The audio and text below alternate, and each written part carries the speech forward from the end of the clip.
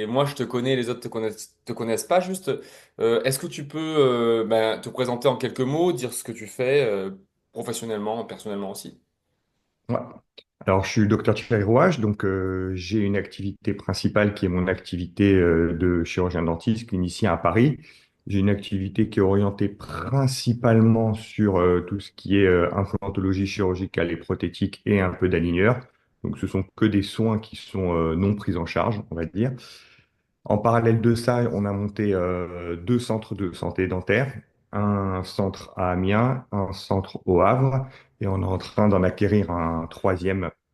Là, c'est en cours. Donc, j'ai une activité en fait qui est partagée entre le cabinet, la clinique et la gestion de ces centres dans lesquels je ne travaille pas. Et à quel moment, toi, tu t'es rendu compte que être soignant, ça ne suffisait pas pour réussir et se développer, on va dire, à côté, hein, financièrement, et tout ça, hein. À Ouais. quel moment tu as compris ça? Alors, j'ai eu plusieurs déclics. En fait, un premier déclic, c'était il y a une quinzaine d'années où je bosse depuis un peu plus de 25 ans, on va dire peut-être. Je sais, j'ai l'air jeune, mais j'ai eu un premier déclic il y a une dizaine, une quinzaine d'années. J'avais souvent des praticiens qui venaient et qui me disaient, ouais, moi je suis soigné par telle personne ou telle personne ou telle personne, et des gens que je connaissais bien en fait et, euh, et que je connaissais bien, et que je savais que cliniquement, sans le dénigrer, ils étaient pas meilleurs que moi, mais ils avaient une communication, une façon de gérer les patients qui était complètement différente de la mienne. C'est-à-dire, moi, j'étais très axé clinique. Et je me Ouais. suis dit, là, il y a un problème, il y a quelque chose qui ne va pas. Moi, je suis axé sur la clinique, eux, ils sont axés sur la communication. Et ça, les patients le ressentent vraiment. Et puis, quand j'ai commencé, j'étais associé à des praticiens qui étaient bien plus âgés que moi, qui étaient deux praticiens exceptionnels, avec qui j'ai gardé le contact pendant longtemps, et ils m'ont vraiment dit, une fois qu'ils ont terminé de travailler, qu'ils sont passés en retraite, ils m'ont dit qu'ils avaient senti mais un gap colossal au niveau de leur rythme de vie entre ce qu'ils avaient quand ils étaient dentistes et qui vivaient très bien, et le jour où, entre guillemets, il y en a un qui m'a dit, la pompe s'arrête, il m'a dit, mais là, tu t'y attends pas parce que quand t'as pas prévu, c'est vraiment la catastrophe. Et Ok. donc là, ça m'a dit, vraiment, ça m'a donné un déclic et je me suis dit, il faut faire quelque chose, quoi. À partir de ce moment-là, donc j'ai bien compris, il y avait la communication. Toi, tu étais purement soignant et peut-être qu'il y avait une partie qui était comment parler aux patients pour créer une émulation hors argument clinique. Et puis il y avait cette peur qu'on a tous de la retraite, on a tous des bons revenus tant qu'on travaille. Et puis ça sert avec le train de vie qui va avec, hein, auquel on s'est bien Exactement. habitué. Et du Ouais, coup, ouais. euh, donc tu t'es rendu compte de ça. Qu'est-ce que tu as mis en place? Qu'est-ce qui s'est passé à ce moment-là concrètement? Qu'est-ce qui s'est passé pour toi? Concrètement, je me suis dit, il faut que je prévoie, il faut que je fasse autre chose. Donc, j'ai toujours aimé l'immobilier, par exemple. Donc, depuis 10 15 ans, je faisais pas mal d'immobilier. J'avais l'impression de bien gérer les choses. Euh, j'ai mis en place au cabinet des choses où, au début, j'étais tout seul avec deux assistantes. Puis, je me suis dit, ben, il faut faire rentrer des collaborateurs pour faire en sorte déjà que tout ne soit pas sur mes épaules. Si jamais je m'arrêtais, j'ai des pépins de santé ou autre, on ne sait jamais que ça puisse continuer. Donc j'ai commencé à intégrer des collaborateurs, l'équipe a grossi, et franchement, je galérais. Je galérais parce que euh, on n'est pas formé à gérer des équipes, on n'est pas formé à gérer des assistantes, on n'est pas formé à intégrer des collaborateurs. Donc j'avais des gens qui venaient, qui restaient 6 mois, un an, puis qui repartaient. Pareil, il y avait des défilés d'assistantes, etc. Et là, je me suis dit, il faut que je fasse quelque chose. Je le fais pas bien, j'en avais l'envie, je le fais pas bien, il faut que je me forme. Donc ça, c'était côté cabinet. Côté vie privée, donc je faisais de l'IMO, j'essayais de trouver, chercher des rentages, je faisais un peu de bourse, etc. Donc je faisais plein de choses, mais 10 ans après, je m'aperçois que j'ai fait plein de choses, mais plein de choses nazes. En fait, des choses qui n'étaient pas forcément rentables, des choses qui n'étaient pas forcément intéressantes, euh, parce que j'étais pas formé. Clairement, j'étais pas formé, euh, et j'aurais pu vraiment optimiser ces choses-là si je m'étais formé à l'époque. Donc, je me forme maintenant et je m'aperçois que les choses que j'ai faites il y a 10 ans, j'aurais pu faire mieux, mais c'est pas grave. Non, c'est comme ça, c'est le chemin. Mais ce que tu es en train de dire, c'est que, et parfois on a tous ce réflexe-là, je vais y arriver tout seul, je sais faire, je suis pas plus bête qu'un autre. Donc j'y vais, je prends mon sac à dos et mon bouclier, j'y vais. Et puis finalement, on se retrouve avec 10 ans où tu aurais pu faire bien mieux. C'est un peu ça que tu es en train de dire. C'est exactement ça. C'est exactement ça. C'est, je, je prends l'exemple de l'immobilier. J'ai fait pas mal de choses en immobilier où je cherchais des petites rentabilités. En fait, si on sait faire le calcul, je gagnais rien. En fait, je passais du temps, je brassais un peu du vent. J'étais content. Donc, il y a l'ego qui te dit, ouais, tu as des apparts à droite à gauche. Mais en fait, c'est des choses qui te servent à rien. Pareil au cabinet. Il y a plein de choses que j'ai faites, que j'ai très mal faites au niveau de la structuration de mon cabinet. J'étais en BNC classique, puis après on est passé en CELARL, et puis après on a évolué avec la SPFPL et la holding. Et en fait, ces structurations, elles sont essentielles aujourd'hui. Et si on n'est pas bien accompagné pour les faire, on peut perdre énormément d'argent, de temps, et c'est dommage. Une partie que tu as évoquée aussi, c'était, tu disais, j'ai rentré des assistantes et des collaborateurs, mais les collaborateurs restaient 6 mois. Donc il y avait une tentative de délégation, je pense, pour te laisser du temps. Et tu peux revenir un petit peu dessus. Qu'est-ce qui se passait pas comme tu voulais en fait? Mais en fait, simplement, je savais pas le faire. Deux, j'avais pas le temps.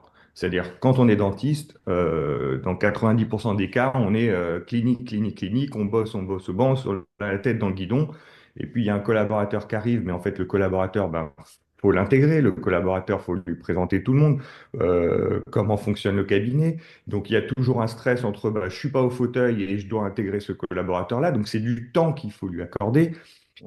Et donc, c'est difficile pour un praticien de trouver le juste équilibre. Et puis, quand il y a un collaborateur qui arrive, ben, il y a une assistante qui arrive en même temps. Donc, il faut l'intégrer à l'équipe. Et puis, en fait, non, on ne peut pas tout faire. Clairement, on ne peut pas tout faire. Donc, j'ai compris un peu tard qu'il fallait déléguer, qu'il fallait se former là-dessus. Aujourd'hui, on a des parcours d'intégration pour les nouveaux collaborateurs, pour les nouvelles assistantes. On leur explique comment fonctionne le cabinet. On prend du temps. On a maintenant une assistante responsable qui permet aussi de me soulager. Donc, il y a plein de choses qu'on peut faire qu'on ne sait pas faire. Donc, ce sont des choses qui sont essentielles si on veut que le cabinet soit stable, soit pérenne et éviter de se retrouver être constamment en recrutement. Euh, Mais c'est épuisant. C'est épuisant pour le enfin, pour le patron. C'est épuisant pour les équipiers aussi parce que ils forment puis la personne s'en va. Enfin, et ouais, le turnover, c'est épuisant. épuisant. Mais après, on n'est pas formé au recrutement. Moi, le Ouais. recrutement, c'était, je mettais une annonce à Bécédan, j'avais 15 personnes ou 20 personnes qui venaient, je posais deux, trois questions un peu bidons, elles me paraissaient mignonnes, elles présentaient bien, machin. Je me dis, bon, bah, ça va le faire, il n'y a pas de problème. Et en fait, c'est pas ça du tout. Le recrutement, c'est une étape qui est cruciale, en fait, dans l'évolution du cabinet. Et ça, j'ai appris très tard à le faire. C'est un des thèmes qu'on va aborder dans le séminaire parce que le recrutement, c'est prouvé que quand il est mal fait, ça fait perdre énormément d'argent, hein, parlons-en, et d'énergie. Et c'est vraiment un des outils clés qui apporte de la sérénité et aussi pour avoir plus de revenus. Toi, tu as toutes ces prises de conscience. Là, tu nous dis maintenant que tu sais recruter, que tu as un vrai parcours d'intégration. Comment tu es allé chercher les ressources pour t'aider à faire ça? Comment tu as fait? Ou qui tu es allé voir, hein, tout simplement? Alors, au début, j'étais principalement dans la formation clinique. Je m'intéressais pas du tout à tout ce qui est gestion, management, etc. T'avais quel âge Et quand tu as puis, commencé à basculer? Enfin, si tu veux bien parler d'âge, hein. ouais, ouais, bien sûr. Alors, la formation clinique, je l'ai faite dès le début. Ouais. J'ai basculé, on va dire, entre 35 et 40 ans. Voilà, c'est là où vraiment je me suis dit, il faut que je fasse quelque chose pour optimiser mon cabinet, pour rentabiliser un peu tout ça. J'ai fait les formations, on va dire, assez classiques au début sur l'organisation, tout ce qui est les formations BINAS, etc., Ouais. qui sont des formations intéressantes, hein. Honnêtement, tu prends quand même beaucoup de choses, ça permet de développer. Mais là où j'ai pris le plus, ce sont les formations où je suis sorti du dentaire. Sorti du dentaire, et là, sur des formations en communication, sur des formations en management, tout ça, ce sont des choses qui m'ont apporté énormément. Et puis, en fait, j'ai été très surpris euh, de trouver beaucoup de dentistes dans ces formations-là. C'est-à-dire, au début, je me suis dit, je suis un peu seul, je vais être un extraterrestre dans un truc, qu'est-ce que je vais foutre dans ces formations-là? Et puis, en fait, bah, j'ai trouvé vraiment pas mal de dentistes avec l'esprit un peu entrepreneur. Et là, en fait, c'est génial parce que tu crées en fait un réseau de personnes qui fonctionnent un peu comme toi, qui ont envie d'évoluer et qui partagent énormément. Donc, c'est carrément génial.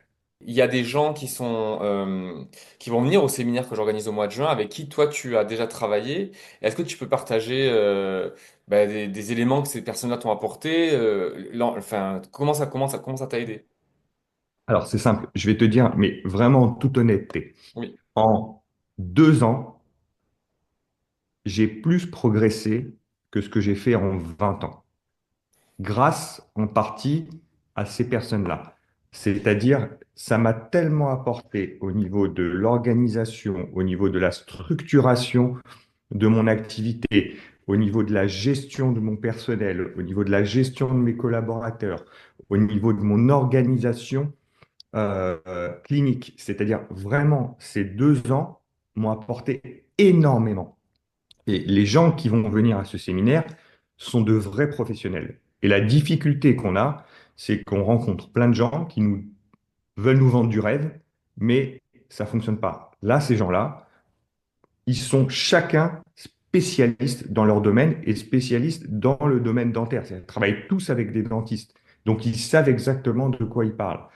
Donc, c'est juste exceptionnel. C'est-à-dire, la valeur que ça apporte est exceptionnelle. Moi, je te dis, en 2 ans, j'ai fait plus qu'en 20 ans grâce à ces gens-là. Est-ce que tu peux parler un petit peu d'état d'esprit, de mindset? Parce que ben, on peut, dans tout ce que tu as dit, évidemment, on le perçoit, mais comment tu as changé, toi, ton point de vue sur les choses, de manière à ce que tu aies ces changements spectaculaires dans ta pratique et dans ta vie, hein? Clairement. Euh, Bon, déjà, je t'ai dit, moi j'avais l'impression de faire plein de choses, j'avais un ego un peu, pas démesuré, mais voilà, j'étais assez content de moi. Et, euh, et en fait, ça m'a pris là, depuis 2 ans, j'ai pas mal changé, de par l'échange que j'ai avec les autres praticiens, de par l'échange que j'ai avec ces gens-là. Euh, Déjà, la formation, la formation, la formation, la formation, la formation. Pour moi, il n'y a que ça de vrai. C'est là où on apprend, c'est là où on évolue, c'est là où on épanouit, on s'épanouit. Et puis je vais te dire, c'est là où on va pouvoir durer dans notre pratique. C'est-à-dire, on change, on fait pas tout le temps la même chose. À chaque fois, on a des choses nouvelles. Euh, Après, il n'y a rien sans rien. C'est-à-dire, tout ce qu'on fait demande quand même du travail. Et voilà, je pense qu'il faut un peu de discipline, un peu de rigueur dans ce qu'on fait. Et ça, c'est nécessaire si on veut réussir. Et puis, j'étais très focalisé sur, en gros, pour gagner plus, il faut bosser plus. Et donc, j'avais tendance à bosser beaucoup. Aujourd'hui, franchement, j'ai vraiment compris que il faut juste bosser mieux et pas plus. Et ça, c'est une réalité. Et donc, je bosse beaucoup moins qu'avant et je gagne vraiment beaucoup plus qu'avant. Et ça, c'est un changement que j'ai fait dans ma tête grâce en partie à ces gens-là. Ok, est-ce que on va les évoquer, hein, parce que c'est bien de parler un petit peu de ce qu'ils t'ont apporté. Quelqu'un par exemple comme Camille Bader, qui est expert comptable, dont la majorité, plus de 90% des clients sont dentistes. Qu'est-ce qu'elle a pu t'apporter, par exemple? Camille, j'ai envie de l'appeler quasiment tous les jours. Elle est experte dans son domaine. Elle maîtrise parfaitement tout ce qui est cabinet dentaire et structuration. Et en fait, la structuration d'un cabinet, c'est essentiel, mais ne serait-ce que pour ce qu'on va gagner, ne serait-ce que pour plus tard, ne serait-ce que pour l'imposition qu'on va faire. C'est-à-dire une bonne structuration faite par des professionnels, c'est d'une importance incroyable. Là, on est en train de rechercher des centres, etc., à racheter. On lui donne tous les dossiers. Elle étudie les dossiers et elle nous dit clairement go ou pas go. C'est-à-dire, elle connaît exactement toutes les variables et ce vers quoi il faut s'orienter et qu'est-ce qui va être rentable ou pas. Donc, ça a une valeur incroyable. Moi, j'ai travaillé pendant 20 ans avec des comptables que je pensais bons, euh, et je pense qu'il l'était. Mais là, c'est juste, il y a un gap qui est énorme, en fait. C'est pas le même monde. On parle pas des mêmes choses. Alors, je vais te dire, ouais, mais toi, Thierry, t'es tellement avancé, t'as des centres et tout, mais est-ce que finalement, ça vaut le coup pour un dentiste ou un médecin classique d'interagir avec un comptable de ce niveau? Qu'est-ce que tu Mais répondrais? j'aurais adoré l'avoir il y a 10 ans ou 20 ans. Mais j'aurais adoré, mais vraiment, avoir ces contacts-là il y a 10 ans ou 20 ans. mais j'aurais peut-être trois, quatre fois plus aujourd'hui, sans réfléchir. Donc, est-ce que ça vaut le coup? Oui, d'avoir les bonnes personnes pour avoir les bons conseils, ça vaut de l'or. Ça vaut vraiment de l'or. Et je sais que dans ton congrès, tu vas avoir Jihan qui va intervenir sur tout ce qui est communication, etc. Moi, je travaille avec elle au cabinet. C'est génial. C'est génial. Elle permet de. C'est tout ce que je savais pas faire. C'est-à-dire vraiment travailler sur l'expérience patient, sur comment va se dérouler le parcours du patient entre son arrivée et le départ, et même après le départ, qu'est-ce qu'il faut faire pour que le patient te garde en mémoire et soit satisfait de tout ce qui s'est passé. Elle est pro, elle sait, elle fonctionne avec des dentistes, elle sait comment ça fonctionne. Serge Choulier, qui va venir aussi, je travaille avec lui en privé sur des placements ou des optimisations. Pareil, c'est quelqu'un d'hyper bienveillant, qui sait de quoi il parle et qui permet d'apporter énormément. Donc, si j'avais eu ces contacts il y a 20 ans, j'aurais été ravi, ravi vraiment. Et je conseille d'ailleurs, honnêtement, hein, à tous les praticiens, mais quel que soit l'âge, de, d'assister et de prendre contact avec ces gens-là. Un conseil que tu pourrais donner à un jeune, ce que tu veux. Écoute, moi je vois, j'ai beaucoup de dentistes, j'ai vraiment beaucoup de dentistes autour de moi, enfin de dentistes amis, etc. Et pour moi, il y a vraiment deux catégories. Il y a ceux qui pensent qui ont la tête dans le guidon, vraiment, qui bossent 40, 50 heures au cabinet, qui se font du 8 heures, 20 heures ou 21 heures et qui sont débordés, qui ont le temps de rien faire et,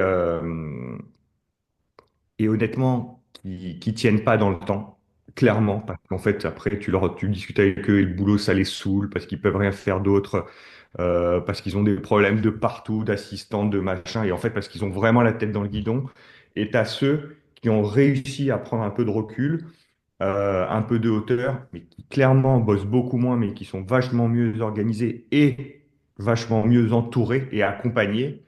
Et eux, ils adorent leur boulot, ils s'épanouissent dans leur travail, ils bossent beaucoup moins, ils gagnent beaucoup plus, et quand ils arrêteront, ils auront prévu la suite. Donc franchement, il n'y a même pas de sujet entre mes deux groupes. J'ai deux groupes d'amis, hein, Ouais. mais je vois clairement la différence entre ceux qui se forment et qui sont bien accompagnés et ceux qui ne le sont pas. Merci beaucoup Thierry d'avoir pris du temps Mais de rien. avec moi. Et puis, ouais, et d'avoir partagé ton expérience et montré à quel point c'est important de s'entourer de professionnels qui sont exigeants et qui sont surtout qui s'y connaissent, parce qu'il y a beaucoup de vendeurs de rêves, comme tu l'as dit, malheureusement, et qui font la contre-publicité de ces professions-là, hein, très souvent. C'est exactement ça.